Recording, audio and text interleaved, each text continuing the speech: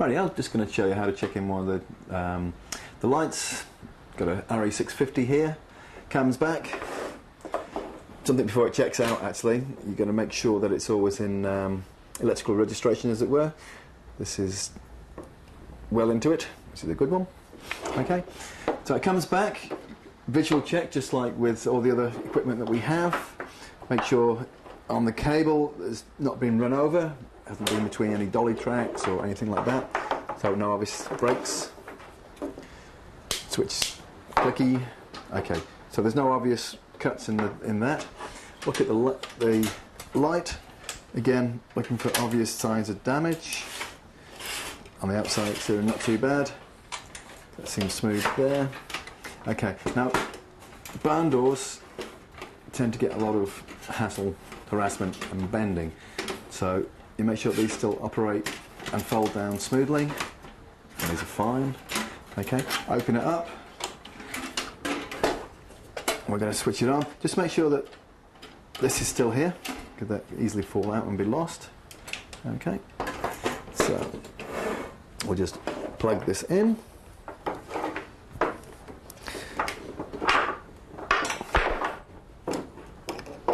To our in-bench power supply. Okay, light was switched down. Okay, so the light works, power on. Now just test the flood and the spot capability, which is here. Okay, that operates smoothly. I'm just checking the actual spot itself. Yeah, no, that's fine. Okay, that's cool. Now turn it off. Now, if the bulb had blown on this, I'll replace it. But just looking into here, just check that none of these are actually broken. And it does actually revolve freely. Okay.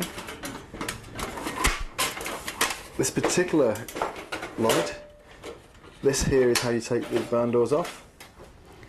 Okay, it's just this one here, it's on a spring action. Okay.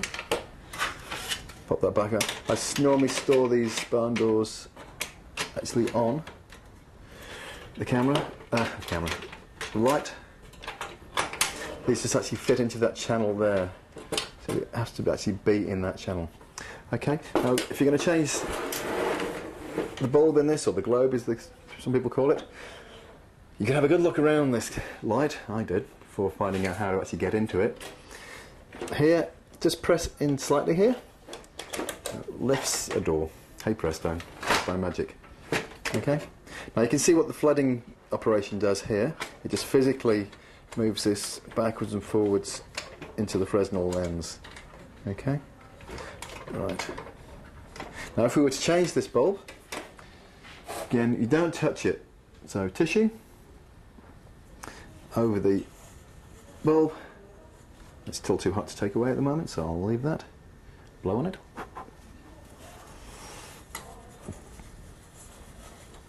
Again, making sure you don't touch. No, actually that's far too hot to play with, so I actually won't. Yes, let's pretend I pulled it out. And I've popped it back in.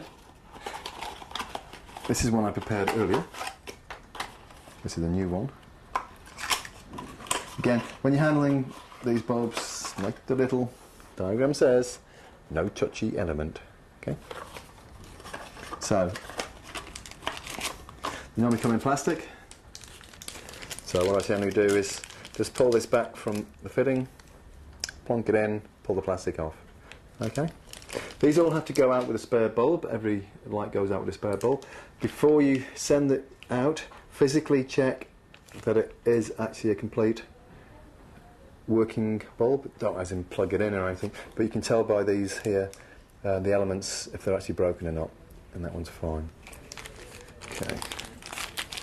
So, imagining that we had in fact replaced that bulb there, which is cooled down, okay. Check, because it really is just a pull out and withdraw. There we go.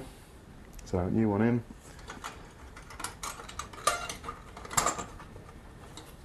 Fine. Close it up and just check that it's still working. Fine. And that's it.